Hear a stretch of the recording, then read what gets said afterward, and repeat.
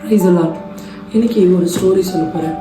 என்னன்னா, ஒரு மனுஷன் அவனுடைய வயல்வெளி காய்ந்து போனதுனால பக்கத்தில் ஒரு கிணறு இருந்தது.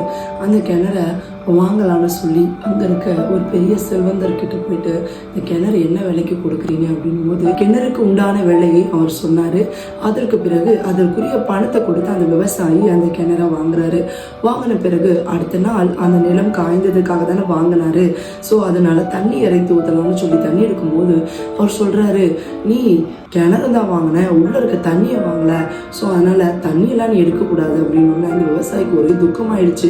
அப்போ அங்கேருந்து ஒரு நியாயாதிபதி கிட்ட போயிட்டு இந்த வழக்கை குறித்து சொல்லும் பொழுது அவர் அதை கேட்டு, ஓ அப்படியா, சரின்னு சொல்லிட்டு, ஆமாப்பா கரெக்டு, நீ கிணறு மட்டும் தான் வாங்கியிருக்க, அது உள்ள இருக்க தண்ணியை வாங்கல அப்படின்னு இவருக்கு ரொம்ப சந்தோஷம். அந்த ஐஸ்வர்யவானுக்கு, கேட்டுக்கிட்டியா, என் பக்கம் தான் தீர்ப்பு வந்துருச்சு, கிணறு உனக்கு தண்ணி எனக்கு அப்படின்னு சொல்லும்போது இதை கேட்ட அந்த மனுஷனுக்கு துக்கமாயிடுச்சு.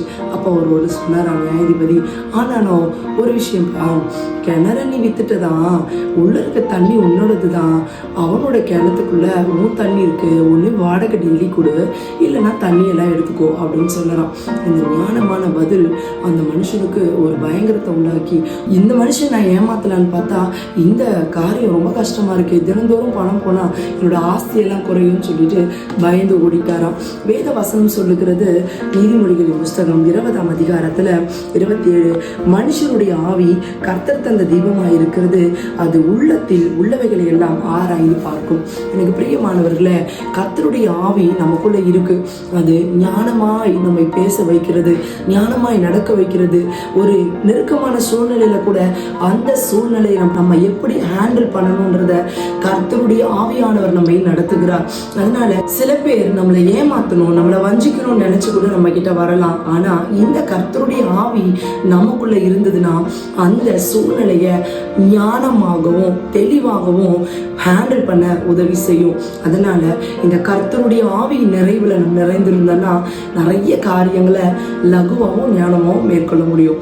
அதனால கலங்காதீங்க. அப்படிப்பட்டவர்களுக்கு நம்ம ஜாக்கிரதையா இருக்கணும்னா ஆவியானவரால் நிரப்பப்பட்டிருந்தா போதும். ஏன்னா வேதம் தெளிவாக சொல்லுகிறது, ஞானத்தின் ஆவியானவர். அந்த ஞானத்தின் ஆவியை பெற்றுக்கொள்வோம்.